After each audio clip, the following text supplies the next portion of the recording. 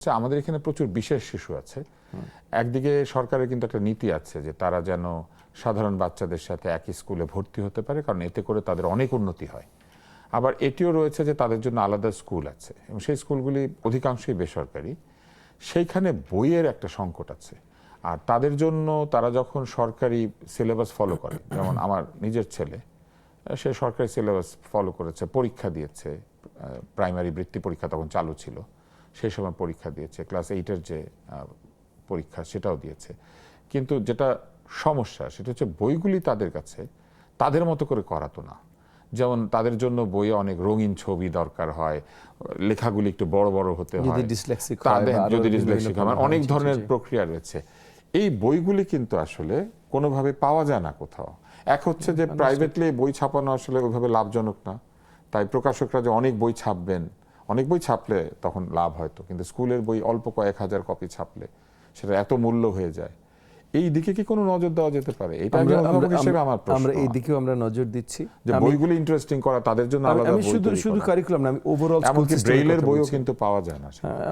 এটা মানে ব্রেইলের বই পাওয়া যায় না, ব্রেইলের ট্রেইনড টিচার্স পাওয়া যায় না, অনেক প্রতিকূলতা আছে। তারপর যেমন যাদের অটিজম আছে এরকম বাচ্চাদের বইয়ে যদি কিছু ছবি থাকে, তারা যেমন টয়লেট ট্রেনিং করতে হয়, তাদের আচরণ শেখাতে হয়, কমিউনিকেশন শেখাতে হয়, তাদের বইগুলিতে অনেক ধরনের ছবি, শব্দ, এগুলো যদি ব্যবহার করা যায় তাদের মতো করে, কিন্তু এরকম বই তো আমরা পাই না। মানে আমরা যদি এখন মনে করেন বড় আঙ্গিকে জিনিসটা ধরি, আমরা শুধু ডিসেবিলিটিস বলি, শিক্ষা উপকরণেরও ঘাটতি আছে। মানে সেটা ডিসলেক্সিয়া হোক, আপনার অটিজম হোক, সেটা অন্য কোনো ফিজিক্যাল, হ্যাঁ আপনার স্পেশাল কোনো ফিজিক্যাল ডিসেবিলিটি হোক, বি দ্যাট সাইট রিলেটেড বা যে কোনো কিছু স্পিচ রিলেটেড যে কোনো ডিসেবিলিটি হয়। সো আমি ডিসেবিলিটি বড় দাগে ধরছি আর কি, আলাদা আলাদা করে ছোট ছোট করে এক একটা ধরছি না। তো ডিসেবলড স্টুডেন্টসদের জন্য, শিক্ষার্থীদের জন্য আমাদের শিক্ষা ব্যবস্থা এখনো প্রস্তুত না, এবং এটার অনেক সঙ্গত কারণও আছে। তবে আমরা যেটা চাই, আমরা ইনিশিয়াল যে প্ল্যানটা মাননীয় প্রধানমন্ত্রী যেটা অ্যাপ্রুভ করেছেন বা আমাদেরকে যেভাবে ইনস্ট্রাক্ট করেছেন, আমাদের ইনিশিয়াল প্ল্যানটা হলো প্রত্যেকটা উপজেলায় যেন অ্যাটলিস্ট একটা স্কুল থাকে যেটা এগেন রেগুলার স্কুল, কিন্তু ডিসেবল স্টুডেন্টসদেরকে শেখাবার মতো সব ধরনের তাদের ফ্যাসিলিটিস আছে, মিনিমাম একটা স্কুল প্রত্যেকটা উপজেলায়। এটা হলো আমাদের ফার্স্ট পদক্ষেপ।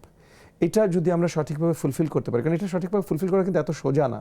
মানে আপনি একটা পাঁচতলা স্কুল বানালেন, টিচার ট্রেনিং এর ব্যাপার আছে, শুধু টিচার ট্রেনিং না, আমি জাস্ট ফিজিক্যাল ফ্যাসিলিটি নিয়ে যদি আপনি চিন্তা করেন, ইকুইপমেন্টের ব্যাপার আছে, জাস্ট ফিজিক্যাল ফ্যাসিলিটির খরচটা কতখানি, অনেক। হ্যাঁ, সো এই জিনিসটা, এই যে যেমন মনে করেন আমি একটা এলাকার জনপ্রতিনিধি, বেশিরভাগ স্কুলগুলোই তো পোলিং সেন্টার, তো সবগুলো স্কুলই তো আমার বহুবার যাওয়া হয়েছে। মানে স্কুলেরও এখন জনপ্রতিনিধি হয়েছি মাত্র 1 মাস হলো, বাট এর আগের কথা বলছি, যে স্কুলগুলোতে এমনিও যাওয়া হয়েছে, নির্বাচনের জন্য যাওয়া হয়েছে, পোলিং সেন্টার দেখতে যাওয়া হয়েছে।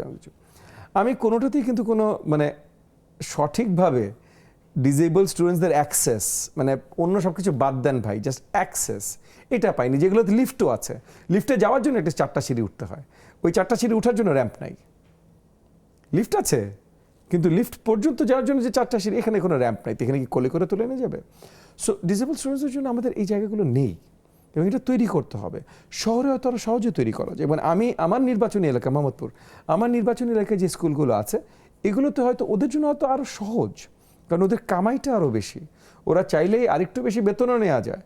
মানে ওইখানে স্কুল কমিটিতে ঢোকার জন্য বা একটা শিক্ষার্থীকে ওই স্কুলে অ্যাডমিশন দেবার জন্য, হ্যাঁ আমি ওইটাই বলছি, না আমি ওগুলোর কথা বলছি না, সরকারি আছেই, না আমি সরকারি কথা বলছি, এর বাইরে ডিসেবল বা আমি প্রাইভেটের কথা বলছি, এবং স্পেশাল চিলড্রেনদের অনেকগুলো স্কুল আছে। আমি প্রাইভেটের কথা বলছি, আমি রেগুলার সরকারি স্কুলের কথা বলছি আপাতত। প্রাইভেট অনেক আছে, বাট প্রাইভেট সব, আপনি তো সবচেয়ে ভালো নাম করাগুলোর আপনার অনেক ভালো ভালো স্কুল আছে। হ্যাঁ, সেন্ট জোসেফ আছে, গ্রিন হেরাল্ড আছে, এরকম আরও 2-3টা আছে যারা অত্যন্ত নাম করা স্কুল। বাট সেটা না, আমি বলছি ওভারঅল সব স্কুল। তো সরকারি স্কুলগুলো, ওখানে ওই সরকারি স্কুলগুলো কিন্তু অনেক প্রসিদ্ধ, ওখানে ঢোকানোর জন্য অনেক আদান প্রদান হয়, অনেক বাণিজ্য হয়। সো ওখানে এগুলো মিনিমাম আপনি এক্সপেক্ট করেন, কিন্তু ওগুলো তৈরি করা হয়নি।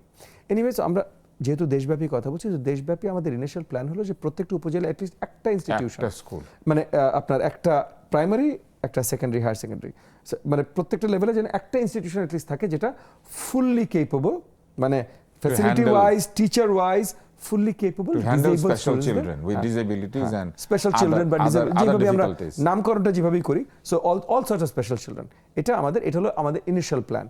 এটা ইনশাআল্লাহ যদি আমরা বাস্তবায়ন সঠিক সময় মতো করতে পারি, এরপর আমরা মাল্টিপল স্কুলস, ইউনিয়ন লেভেল, এইভাবে যাওয়া শুরু আর করবো।